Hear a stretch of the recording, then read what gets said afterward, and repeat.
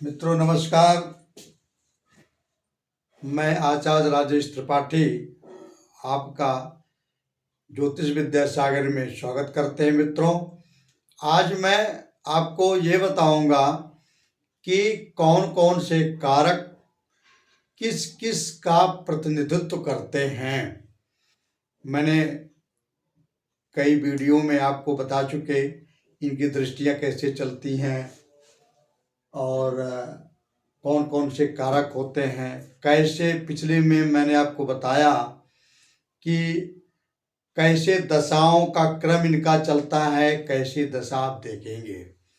तो आज मैं बताऊंगा कि कौन सा कारक किस किस चीज का प्रतिनिधित्व करता है और उसमें अगर कारक पीड़ित है तो क्या क्या प्रॉब्लम आ सकती है, कारक अगर अच्छी जगह है तो क्या क्या अच्छाइयाँ आ सकती हैं।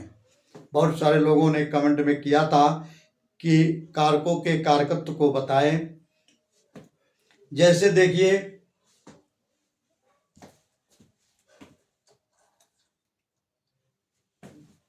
सबसे पहले तो ये देखिए आत्मकारक है। आत्मकारक किन चीजों का प्रतिनिधित्व करता है? जैसे आत्मकारक सलाह देने वाला माना जाता है, मंत्री, धन, शिक्षा, व्यवसाय। द्वितीय भाव का भी कारक होता है ये। आत्मकारक मुख्य रूप से हमारे लगन का काम करता है, शरीर का काम करता है, बुद्धि विवेक इस तरह से देता है। आत्मकारक अगर जिसका पीड़ित है तो व्यक्ति की बुद्धि विवेक शिक्षा दीक्षा ये सारे पराक्रम स्वास्थ्य ये सारे चीजें हम आत्मकारक से देखते हैं। कुंडली में जैसे लगन सबसे मुख्य होता है, लगन यदि 6 8 12 में चली जाए तो सारे योग बहुत अच्छे हों, लेकिन जब वो शरीर ही नहीं अच्छी है तो योग बन के क्या करेंगे। लग्नेश का सबसे महत्वपूर्ण स्थान होता है। उसी प्रकार से जैमिनी कारक का आत्मकारक यदि पीड़ित है मित्रों, आत्मकारक यदि अच्छा है, उसी प्रकार से शरीर का काम करता है। आत्मकारक से हमें सारे ग्रहों को सारे कारकों को देखना चाहिए। जैसे अगर आत्मकारक से आपका अमात्य कारक 1 4 7 8 1 4 7 10 या 1 5 9 में बैठा है, अर्थात केंद्र या त्रिकोण में बैठा है, तो वो व्यक्ति हमेशा उसका काम धाम बहुत अच्छा रहेगा। जैसे अच्छा, और यदि मान लीजिए आत्मकारक से अमात्य कारक 6 8 12 में बैठा है या 3 11 में भी शुभ होते हैं, क्योंकि 11वां भाव जो है वो लाभ का होता है। इसी प्रकार से अगर आत्मकारक से भ्रातृकारक केंद्र में हो या त्रिकोण में हो, लगन से तीसरा भाव तीसरे का स्वामी केंद्र में हो या त्रिकोण में हो, यह पराशरी का नियम। जौमनी का नियम, आत्मकारक से त्रिकोण केंद्र भ्रातृकारक केंद्र में हो या त्रिकोण में हो तो भाइयों भाइयों में बड़ा आपसी प्रेम रहता है, भाइयों से बड़ा सुख मिलता है। यदि तृतीयेश आत्मकारक से 6 8 12 में बैठे हो तब वो पीड़ित हो गया। 6 में बैठे होंगे तो लड़ाइयां करेगा, 8 में बैठे होंगे तो उसके रोगों के द्वारा आपको कष्ट होगा, और 12वें में बैठे होंगे तो कर्ज वगैरह लिए होंगे, इसलिए होगा। अब अमात्य कारक किसके कारक हैं? देखिए, अमात्य कारक मंत्री का काम करते हैं, धन शिक्षा का काम करते हैं, व्यवसाय का काम करते हैं। और द्वितीय कुंडली में द्वितीय भाव जो होता है, कुंडली में जो द्वितीय भाव होता है ये आत्मकारक का होता है। और देखिए, छोटे भाई बहनों के कारक होते हैं, नौकर चाकर के कारक होते हैं, छोटी यात्रा के कारक होते हैं, सॉरी छोटी यात्रा कारक नहीं होते। इनका जो भाव है वो द्वितीय भाव होता है, दशम भाव होता है, पंचम भाव होता है और नवम भाव भी होता है। आत्मकारक किससे देखते हैं? द्वितीय भाव से, पंचम भाव से, नवम भाव से।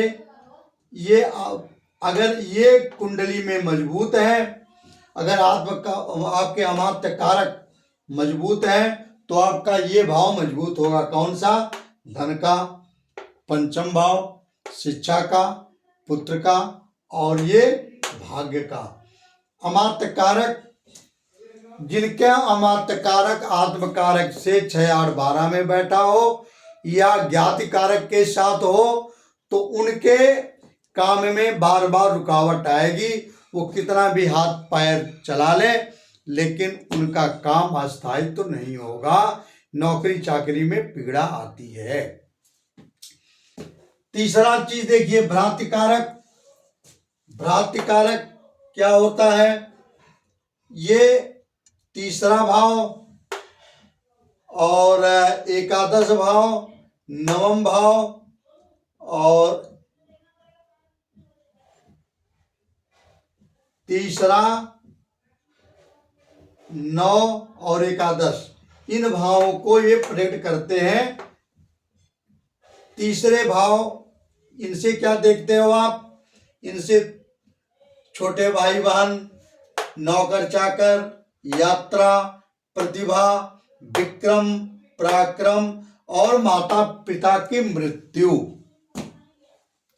माता पिता की मृत्यु क्यों देखते हैं इससे? क्योंकि तीसरा भाव, ये पराशरी शास्त्र में तीसरा भाव, ये आपका दूसरा भाव जो होता है ये माता पिता का होता है। जैसे लगन से दूसरा भाव मारक हो गया, दूसरे भाव से दूसरा भाव माता पिता का घर का ये होता है, इसका मारक तीसरा भाव होता है।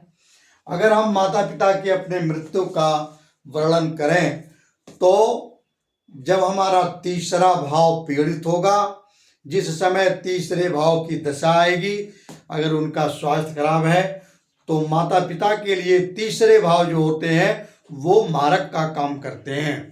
इसलिए ऐसी कोई अगर दशा आती है तो सावधान रहना चाहिए। और छोटी यात्रा का भी होता है, नौकर चाकरों का भी होता है तीसरा भाव। अगर मान लीजिए जिनके दशमेश तीसरे भाव में चले गए तो समझ लीजिए कि उनका काम धाम यात्रा संबंधित होगा। उनका कर्म कैसा होगा? छोटी यात्राओं से, जैसे सेल्समैन लोग MBA करके मार्केटिंग में जाते हैं, इस प्रकार से काम धाम होगा। और वो भ्रांति कारक से हम देखते हैं। अगर भ्रांति कारक आत्मकारक से केंद्र में हो या त्रिकोण में हो तो भाइयों से सुख मिलता है, यात्राओं से सुख मिलता है और आदमी नौकर चाकर वाला होता है, प्रतिभा वाला होता है। और इससे एक चीज हम और देखते हैं मित्रों, स्वर, आदमी की वाणी कैसी है। वाणी तो हम द्वितीय से देखते हैं, कर्कश है कि नम्र वाणी है वो द्वितीय से देखेंगे, लेकिन स्वर हम तीसरे भाव से देखेंगे। किसी भी गायिका को आप देख लो,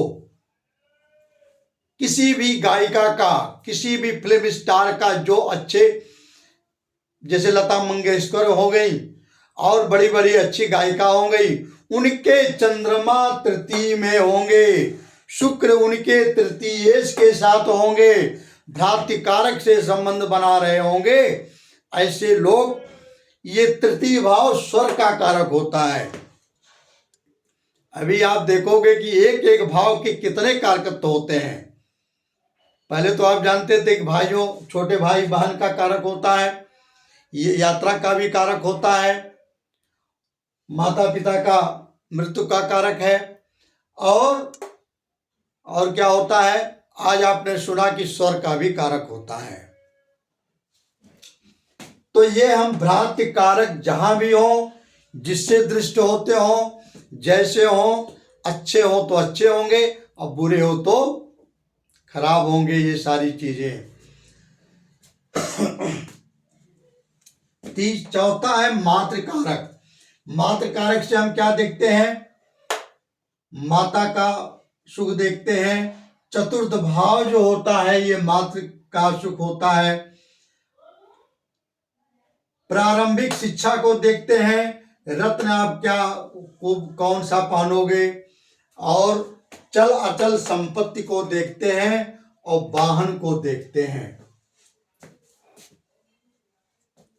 मातृकारक हमारे चतुर्थ भाव को प्रोजेक्ट करता है। माता का, प्रॉपर्टी का, वाहन का सुख, और इस सारे सुखों को हम चौथे भाव से देखते हैं। अगर विवाह का सुख देखना है तो आप विवाह का मेन जो वर्ग होता है वो कौन होता है, वो D9 होता है। D9 के चतुर्थ भाव को आप देख लो, विवाह का सुख आपको अपने आप मिल जाएगा कि दाम्पत्य जीवन इनका सुखी है या दुखी है। अगर आत्मकारक से या लगन से, मातृकारक केंद्र में हो या त्रिकोण में हो, शुभ ग्रहों की दृष्टि हो, तो वो व्यक्ति, माता उसकी सुखी रहेगी, प्रॉपर्टी का अच्छा मालिक रहेगा, सारे सुख सुविधा रहेगी, जीवन उसका आनंदित रहेगा। अगर कहीं मातृकारक 6, 8, 12 में पड़ गए हो, या दुष्ट ग्रहों द्वारा देखे जाते हो, पाप ग्रहों से युति हो, या ज्ञात कारक उनके साथ हो, तो उनकी माताजी का स्वास्थ्य खराब, प्रॉपर्टी संबंधी उनको अगर मातृकारक से ज्ञात कारक या 6, 8वें 12वें का स्वामी उनके साथ हो, तो वो व्यक्ति प्रॉपर्टी विहीन होता है। कितने बढ़िया सूत्र मैंने आपको बताया। इस प्रकार से आप देखते जाओगे और कितने कितने नए सूत्र निकलते हैं। पुत्र कारक को देख लीजिए, 5वां है पुत्र कारक। पुत्र कारक क्या होता है, पंचम नवम भाव को प्रोडक्ट करता है। पुत्र कारक जो होता है उससे आप क्या देखोगे, 5वां भाव और 9वां भाव। पुत्र कारक क्योंकि पंचम संतान का होता है और नवम भी संतान का होता है। शिक्षा का नवम भाव भी होता है। एक चीज मैं आपको और बता दूं, नवम भाव सीखने का भी होता है।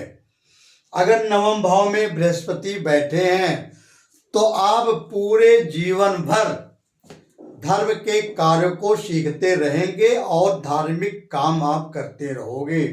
वहीं अगर शनि बैठे हैं तो आप खराब, शनि, राहु, मंगल, केतु ये अच्छे ग्रह नहीं कहे जाते हैं।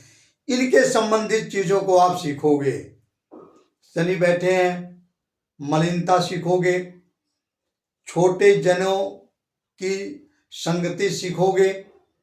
राहु बैठे हैं, झूठ बोलना सीखोगे, राजनीति करना सीखोगे, बेमतलब की अनर्गल बड़ी बड़ी बातें करना सीखोगे। ये नवम भाव से हम सीखने का काम करते हैं। हमारी आदतें क्या हैं, हम किस लाइन में हैं। जैसे हमारे, मैं अपना खुद बता दूं, मेरे नवम भाव में बृहस्पति है। मैं जीवन भर मेरी पढ़ाई लिखाई में ही मेरा पूरा जीवन जा रहा है।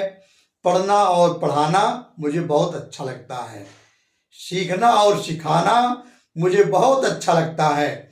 तो जिनके भी भाव में बृहस्पति हैं, अगर मान लीजिए बुध है तो बुध भी शुभ ग्रह माने जाते हैं। उनको बोलना बड़ा अच्छा लगता है, उनकी वाणी बड़ी अच्छी होगी। और भी बुध के बहुत सारे कारकत्व हैं। एक ही वीडियो में कारकत्वों को अगर कारकत्व का बताने लगे पूरी किताब भर जाएगी। अच्छा, मैं बता रहा था पंचम भाव। पंचम भाव से हम क्या देखते हैं? पंचम भाव से देखते हैं पुत्र कारक से बच्चे और संतान। अगर पुत्र कारक की दशा आती है, उस राशि की दशा आती है जिसमें पुत्र कारक बैठा होता है, उसी समय में आपका विवाह भी होगा और आपके बच्चे भी होंगे। विवाह और बच्चों को जन्म देने के लिए सबसे सुंदर समय मैंने आपको बता दिया। अगर पुत्र कारक आत्म कारक से केंद्र या त्रिकोण में है और पुत्र कारक जहां बैठा है जिस राशि में, उस राशि की जब दशा अंतरदशा आएगी उसी समय आपका विवाह भी होगा और उसी समय आपके बच्चे भी होंगे। उस राशि को आप देख लीजिए। छठा है ज्ञाति कारक। ज्ञाति कारक हम छठे, आठवें, 12वें से प्रकट करते हैं। ज्ञाति कारक जो होता है वो किसका कारक होता है? कुंडली में 6, 8 और 12 घर का कारक होता है। मित्रों, ज्ञाति कारक जिनके अगर ज्ञाति कारक अच्छा बैठा हुआ है, लग्नेश के साथ है तो लग्नेश को तो पीड़ित कर दिया, लेकिन ज्ञाति कारक अपने में अच्छा हो गया। अगर ज्ञाति कारक अच्छा है तो वो व्यक्ति भाग्य को बदल देता है। ज्ञाति कारक की दशा जब तक नहीं आती तब तक हम अपने जीवन में उन्नति नहीं कर सकते। जैसे ज्ञाति कारक प्रतियोगिता का भी है। छठा भाव, जब तक ज्ञाति कारक की दशा नहीं आएगी तब तक आप प्रतियोगिता में भाग नहीं ले सकते, और जब प्रतियोगिता में भाग नहीं ले सकते तो आप उच्च अधिकारी क्या बनोगे? और ज्ञात कारक किसका कारक है? जैसे ज्ञात कारक को हम देखते हैं, मामा को देखते हैं, शत्रु को देखते हैं, दुर्घटना देखते हैं, रोग, कर्ज, प्रतिस्पर्धा, विवाद और अवरोध, कानूनी कार्रवाई, दत्तक संतान और पालतू जानवर। अगर ज्ञात कारक पुत्र कारक के साथ है तो उस व्यक्ति को किसी बच्चे को गोद लेना पड़ेगा। उसके बच्चे, अब आगे बात समझ गए होंगे आप। ज्ञात कारक अगर पुत्र कारक के साथ है तो वो व्यक्ति किसी बच्चे को गोद लेता है, उसके दत्तक पुत्र होते हैं कुंडली में। और ज्ञात कारक अगर अच्छा तो हो गया, ज्ञात कारक अपने में अच्छा हो गया और प्रतिस्पर्धा संबंधी कार्य करेगा, कानूनी कार्रवाई होगी तो इसकी विजय होगी, क्योंकि वो पुत्र कारक के साथ योग बना रहे हैं, एक शुभ कारक के साथ योग बना रहे हैं। लेकिन उस कारक को पीड़ित कर देता है मित्रों जिस कारक में ज्ञात कारक होता है। अच्छा, सबसे अंतिम है दारा कारक। दारा कारक को जीवन साथी, विदेश यात्रा, व्यापार, दृष्टिहीन, पद प्राप्ति, जनता से सम्मान, जीवन साथी के रंग रूप गुण को दर्शाता है। दारा कारक हमारे लाइफ पार्टनर होते हैं। दारा कारक को किससे देखते हैं? 7वें भाव उनका कारक होता है। और दारा कारक अगर मान लीजिए ज्ञात कारक के साथ हो गया तो वो विवाह होने में प्रॉब्लम क्रिएट करेगा। शुक्र भी अगर पीड़ित हो गया लाइफ पार्टनर का नैसर्गिक कारक शुक्र होता है, जैमिनी कारक धारा कारक होते हैं। तो अगर शुक्र भी पीड़ित है, या मैं आपको एक छोटा सा सूत्र बता दूं, अगर शुक्र और चंद्रमा मंगल और शनि से सप्तम में हैं, जैसे मान लीजिए चंद्रमा यहाँ है और मंगल यहाँ है, शुक्र यहाँ है, शनि यहाँ है, जिनकी कुंडली में चंद्रमा और शुक्र और धारा कारक को भी जोड़ लीजिए, मंगल और शनि से समसप्तम हो, एक दूसरे में समसप्तम मतलब आमने सामने हो, तो मित्रों उनका विवाह होने में बड़ी कठिनाई होती है। हो सकता है बगैर विवाह का भी जीवन उनको निर्वाह करना पड़े। ये बहुत खराब योग होते हैं। बहुत सारी कुंडलियों में आए हैं जिनके कुंडली में पंडित जी देखिए विवाह नहीं हो रहा, कब होगा? जिनके कुंडली में मैं ये देखता हूं तो मैं कुछ बोल नहीं पाता उस आदमी के सामने, मैं उनको बता देता हूं मुश्किल है, ऐसा बड़ा अकाट्य योग होता है, शादी होना बड़ा मुश्किल है। अच्छा, अब मैं आपको धारा कारक के बता दिए। एक चीज मैं आपको और बता दूं, वीडियो कहीं बड़ी ना हो जाए। अब इसमें कारकांश भी होते हैं, जैसे कारकांश। कारकांश किसको कहते हैं? जैसे आत्मकारक इसमें जो भी हैं, मान लीजिए आत्मकारक सूर्य निकलते हैं, इन कुंडली में सबसे बड़े अंशों पे सूर्य हैं। नवांश में देखिए वो कहाँ गए? नवांश में जिस मान लीजिए मिथुन राशि में बैठे हैं, तो मिथुन राशि के कारकांश, मिथुन राशि को आप जन्म कुंडली में ले आइए, मिथुन राशि इनकी कारकांश कुंडली हो गई। अब हम आगे कारकांश के बारे में आपको बताएंगे कि कौन सी राशि किस कारकांश में आती है और उससे क्या फल मिलता है।